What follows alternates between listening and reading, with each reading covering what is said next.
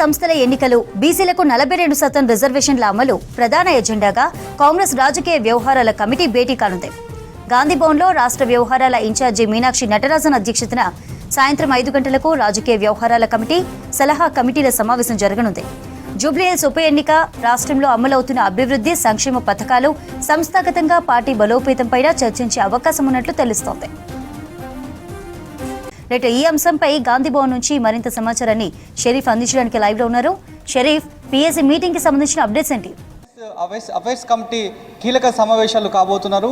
AICC incharge Meenakshi Natarajan అధ్యక్షతన ఈ సమావేశం కాబోతోంది. CM Revanth Reddy, deputy CM Bhatti Vikramarka, మంత్రులు, పిఎస్సీ సభ్యులు, అంటే మొత్తం 25 మంది పిఎస్సీకి సంబంధించినటువంటి సభ్యులు ఉన్నారు. అందులో పొలిటికల్ అడ్వైజ్ కమిటీకి సంబంధించి 15 మంది సభ్యులు ఉన్నారు. పిఎస్సీలో ఎక్స్ అఫిషియో మెంబర్స్ ముగ్గురిని కలుపుకొని మొత్తం 25 మంది ఉన్నారు. ఇంకా పొలిటికల్ అడ్వైజ్ కమిటీకి సంబంధించి 15 మంది ఉన్నారు.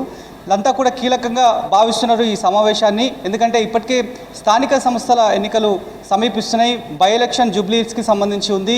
వీటిపైన దిశానిర్దేశం పార్టీ పెద్దలంతా కూడా చేయబోతున్నారు. మరోవైపు చాలా రోజుగా నాన్చుతూ వస్తున్నటువంటి వ్యవహారం ఒకటి నడుస్తోంది. కేంద్ర ప్రభుత్వం దగ్గర 42% బీసీల రిజర్వేషన్కి సంబంధించి జంతర్ మంతర్ దగ్గర కాంగ్రెస్ పార్టీ మహాధర్నాను ఏర్పాటు చేసినప్పుడు కూడా ఇప్పటివరకు ఎలాంటి నిర్ణయాన్ని తీసుకోలేదు.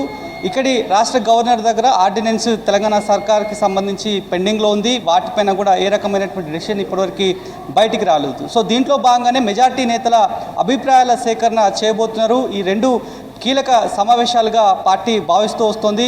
మేజర్ డెవలప్మెంట్ సాయంత్రం ఉండనుంది అనేది కూడా చర్చ జరుగుతుంది. గాంధీభవన్ వర్గాల్లో అదే విస్తృతంగా చర్చ జరుగుతున్నటువంటి పరిస్థితి కనిపిస్తోంది. మొత్తం ప్రధాన ఎజెండాలు దాదాపు 7 ఎజెండాలు స్పష్టంగా మనకి కనిపిస్తున్నాయి. ఈ 7 ఎజెండాలపైనే పిఐసికి సంబంధించి పొలిటికల్ అడ్వైస్, పొలిటికల్ అఫైర్స్కి సంబంధించినటువంటి కీలక సమావేశం జరగబోతోంది. ఒకసారి ఎజెండాస్ మనం చూద్దాం.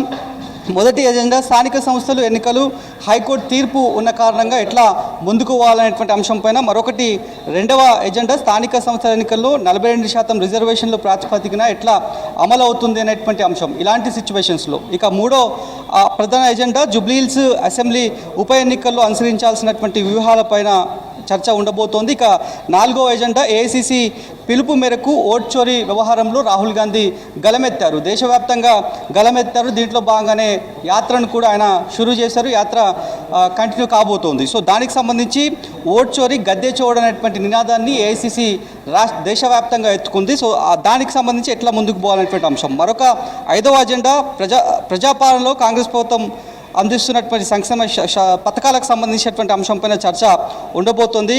ఎట్లా తీసుకువెళ్తున్నారు జనాల్లోకి అనేటువంటి అంశంపైన. ఇక 6వ ప్రధాన ఎజెండా రాష్ట్రంలో పార్టీ సంస్థాగత నిర్మాణం, గ్రామ, మండల, జిల్లా కమిటీల నిర్మాణం స్థాయిలో పెండింగ్లో ఉన్నటువంటి వివిధ కమిటీల నిర్మాణాలు పెండింగ్లో ఉన్నాయి. వాటికి సంబంధించి ఎప్పుడు ఫిల్ఫిల్ చేయబోతున్నారనేటువంటి అంశంపైన, గ్రౌండ్ జీరోలో ఎట్లాంటి సిచ్యువేషన్ ఉంది అనేటువంటి అంశంపైన చర్చ ఉండబోతోంది. ఇక మరో 7వ ఎజెండా యూరియా కొరత పైన బీఆర్ఎస్, బీజేపీ ఇప్పటికే రాద్ధాంతం చేస్తోంది. పొలిటికలైజ్ చేసి ఎరువులను అడ్డం పెట్టుకొని రాజకీయాలకు తెరలేపారు 2 పార్టీలు అని చెప్పి ఇప్పటికే కాంగ్రెస్ పార్టీ గట్టిగా గలం వినిపిస్తోంది. దీనిపైనే మా ఒత్తిడికి తలొగ్గే కొద్దిమేర యూరియాను సరఫరా చేయడానికి, తెలంగాణకు పంపడానికి కేంద్రం ఆదేశాలు ఇచ్చిందనేటువంటి అంశాన్ని చెప్తున్నారు. సో దీనిపైన మళ్ళీ ఫర్దర్గా ఎట్లా ముందుకు పోవాలనేటువంటి అంశంపైన, యూరియా అంశంపైన కూడా చర్చ ఉండబోతుంది. ఇక మరో లాస్ట్ 8వ ఎజెండా కూడా పెట్టారు, కానీ ఇప్పటివరకు అది షెడ్యూల్ ఫిక్స్ కాలేదు.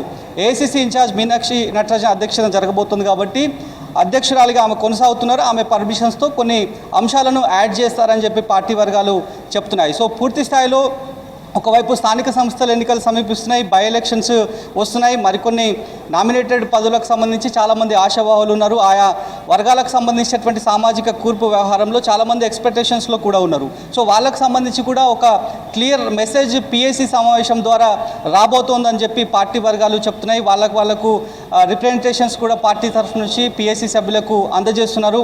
మాకు మా సామాజిక వర్గానికి ఏం కావాలనేటువంటి అంశంపైన కొన్ని వినతులను కూడా ఇస్తున్నారు ఆయా సామాజిక వర్గాలకు సంబంధించి. వాటిపైన కూడా ఈ పిఎస్సీ సమావేశంలో డిబేట్ ఉండబోతోందని చెప్పి చర్చనైతే జరుగుతోంది. సాయంత్రం 5 గంటలకు షురు కాబోతున్నటువంటి కీలక 2 సమావేశాలు 9 o'clock వరకు, రాత్రి వరకు కొనసాగుతాయని చెప్పి ప్రస్తుతానికైతే మనకి సమాచారం అందుతోంది. చాలా కీలకంగా ఈ సమావేశాలను భావిస్తున్నారు. ఎందుకంటే 2 కమిటీలు కొత్తగా ఏర్పాటైనటువంటి కమిటీలు కాబట్టి ఈ జరుగుతున్నటువంటి సమావేశంలో చాలా కీలకమైనటువంటి అంశాలపైన చర్చ ఖచ్చితంగా ఉండబోతుందని చెప్పి పార్టీ వర్గాలు అయితే చెప్తున్నాయి.